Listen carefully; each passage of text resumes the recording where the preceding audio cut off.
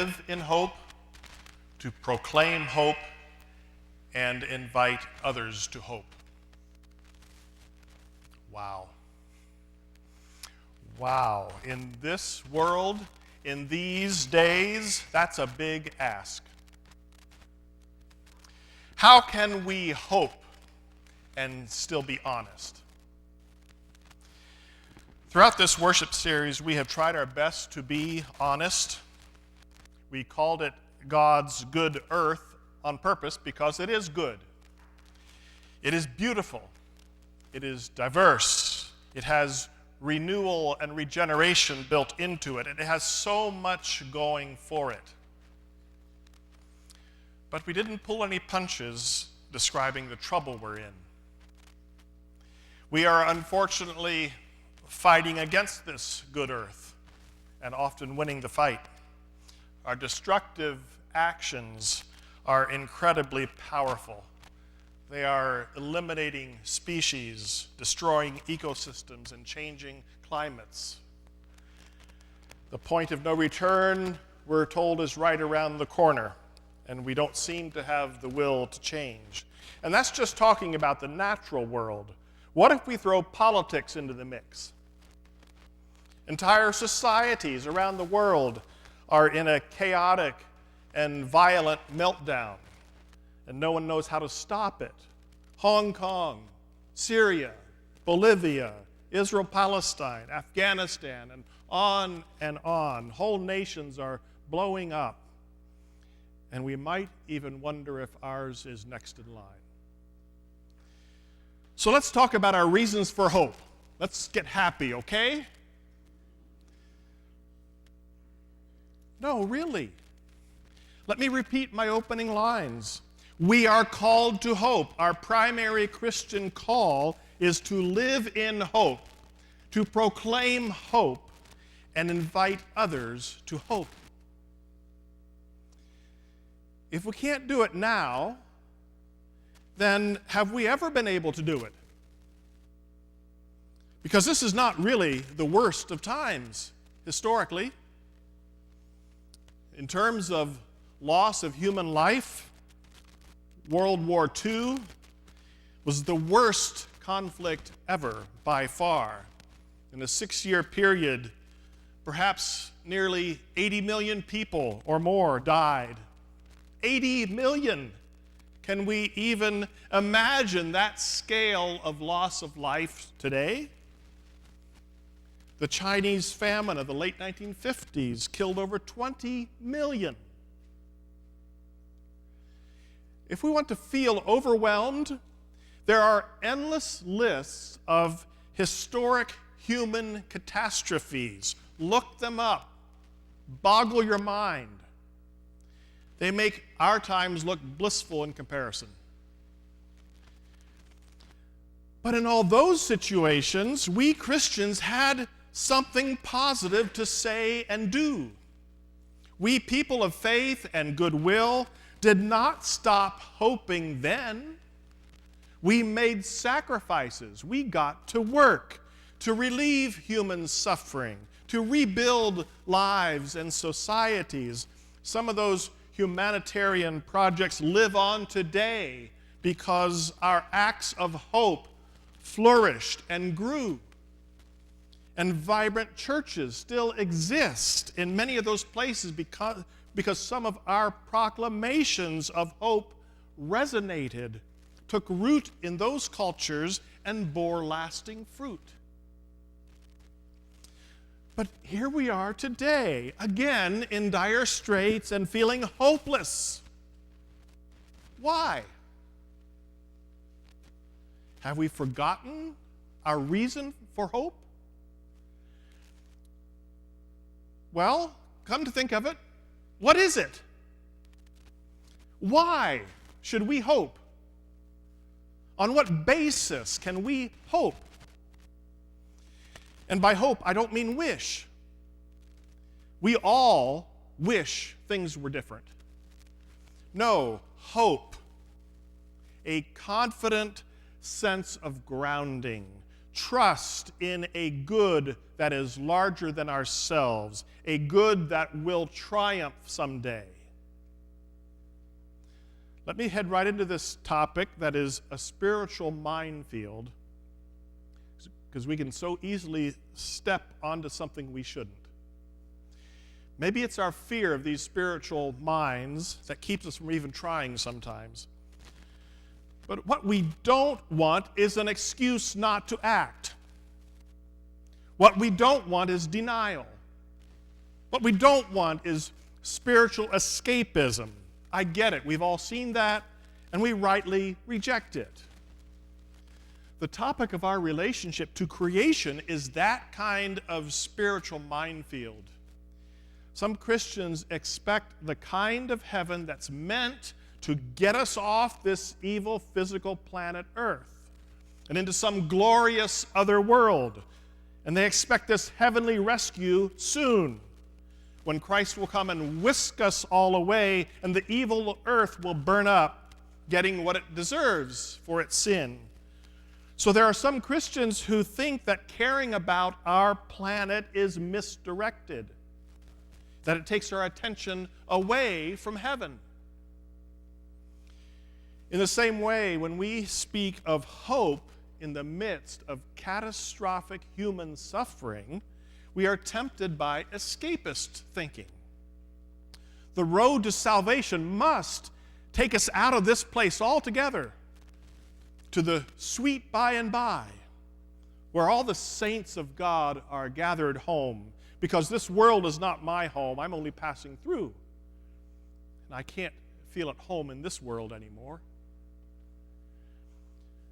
Now, there is truth embedded in those old lyrics of gospel songs. But are those truths our only options? Are these our only options? Must we either put our hope in a spiritual escape orchestrated by a God who removes us from earth to heaven, or put our hope entirely in the human potential for goodness, so that if we all try harder and change our behavior, the world will be healed?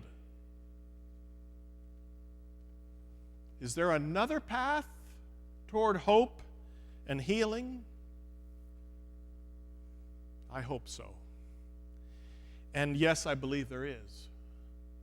It is God and human beings acting in concert with each other. It is divine and human collaboration, co-laboring, working together. Here is our theology of hope. Let me first point it out in the Scripture and then spell it out for our times. So we heard Isaiah the prophet assuring God's people that their actions and God's actions were intertwined. We heard Isaiah 58.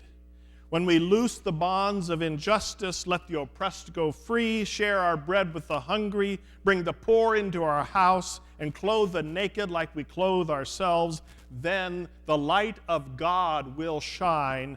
Yahweh will make us like a well-watered garden, and the ruins will be rebuilt.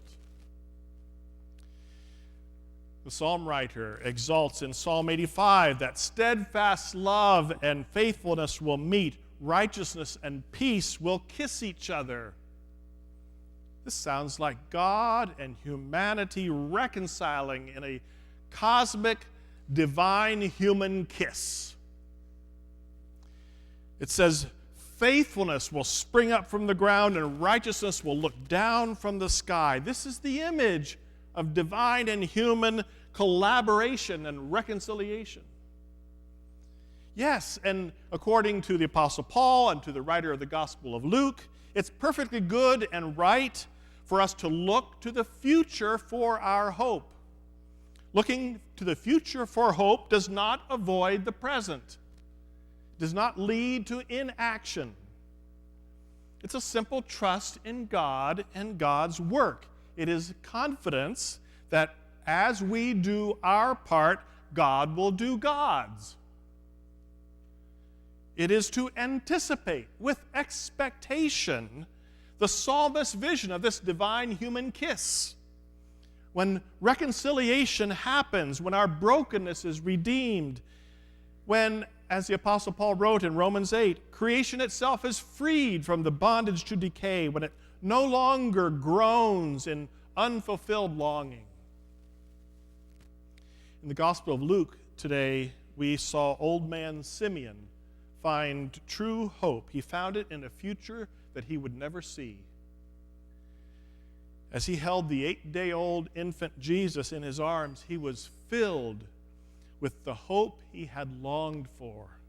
He said to God, "I can die in peace now, for you have let me see your salvation with my eyes." Yes, he saw it, but only in seed form. It was a helpless human infant, soon to be a refugee to Egypt. But in that baby, Simeon saw God's salvation, and he could die in peace, knowing that this divine human kiss would happen. So let's bring it to our day now. With the earth on fire, metaphorically and in many places literally, with creation and human society in a deeply broken state, where is our hope? Well, again, here is our foundational theological assumption. Believe it or not. This is our confession as God's people. Things are badly broken in creation because we abused our power and broke things. The fall of humanity brought us here. And God's primary purpose is to repair, redeem, reconcile, and restore the shalom that God intended all along for creation. And God's purpose is ultimately unstoppable. And despite our failures, we humans are still God's first choice as partners in healing. It's a partnership that's happening now, poking up here and there, surprising us like an early spring crocus. It's not fully there yet, but it will ultimately culminate in this divine human reunion, a cosmic kiss of reconciliation. So we live in hope for that day while we practice for it now. Yes, we have another option. Seems kind of anemic in comparison. Since things are going badly as a result of humans behaving badly, we can put our hope in better behavior by human beings and having the economic and political systems of the world repent and turn toward virtue. So we appeal to our innate human goodness as our salvation. And if that doesn't work, well, then we're doomed, along with all creation. But that doesn't seem to be working. Despite the best of intentions and the best expectations of each other, we don't seem to be moving toward our own salvation. So where is our hope? It's in the future that God has already created, where human beings and God collaborate in mutual love. We look forward to God's ultimate salvation and restoration even as we practice for it now. We do not put our hope in escaping from God's good earth, nor do we hope in the potential of humanity to heal itself. We hope in God, who is at work now to save and redeem the broken creation, and who created us to collaborate in that work. That is our theological frame of mind. as today we issue a call to praise and thanksgiving for God's abundance in the harvest, and as we issue a call to stewardship, as we prepare to offer the first fruits of our harvest. Every year on this Sunday, we do a collective act of thanksgiving and hope. We bring our regular offerings and offer them in worship to God, and we bring our first fruits, faith promises, which is nothing more than a statement of trust in God's provisions, a statement of hope in God's future. You know, our annual congregational spending plan is not just some institutional exercise of financial management and budgeting. It is that. Sure, call it that if you want. It's not untrue. But theologically speaking, it is much more than that. It is placing our hope collectively in God's future. It's being strategic about our collaboration with God. Part of God's healing work, as we heard in Isaiah, is feeding the hungry, clothing the naked, bringing the homeless into our house for shelter, and giving freedom to the oppressed. We actually plan for those very acts of collaboration in our budget. Each of our gifts is a way that we join together and join with God. And that is not just putting a pretty spin on it to make it sound good. Look carefully at our spending plan, if you will. Ask questions about it. Not just the parts of it that we send away, and we send away a lot in mission, locally and globally, but ask questions about our spending on this building. How are we using this building? Is it really for ourselves, or is it in service of our divine human collaboration? Who's coming in and going out of it week to week, and why? In the course of a season, you'll see many in our community who are not part of our congregation being blessed by this building. Thanks be to God. And ask questions about our grants for education and faith formation, and find out whose lives are being impacted by those and how. And ask questions about our spending on staff. Find out how your 3 pastors and office staff and other staff are touching the lives of our neighbors, including those living on the margins, or of our own members who struggle with life in various ways. Everywhere I look around PVMC, I'm amazed. I see us practicing now for God's ultimate healing and reconciling work, and I thank God for that. If giving to the work and ministry of Parkview Mennonite is not an investment in this divine human collaboration, then I have no idea what is. I hope that we can all together live in hope, proclaim hope, and invite others to hope, just as God called us to do. So now let's move into this annual ritual of worshiping God with our first fruits offering and faith promises. This is an act of hope and celebration, so enjoy it. Instructions are simple. Instead of passing plates, we'll invite those who want to come up with their first and best and offer it in worship to the God of hope. You may bring up your weekly tithe or offering, and you may bring up your faith promise card for 2020. Your good faith intention of how you will collaborate with God and your congregation with your finances in the coming year. And this is for anyone, young and old, whatever you bring, however little or much, including the children and their papers that they colored on today. Bring whatever the Spirit leads you to bring. If you're not prepared with your faith promise card today, that's all right. Pick one up in the foyer after the service and take it home for your prayerful discernment and bring it back next Sunday or sometime during the week. We won't come up in orderly lines. Just come as you wish, as you're able, and drop your offering in one of these two large baskets here at the front. If it's difficult for you to get up out of your seat and make that trek, give your gift to a neighbor to bring it for you.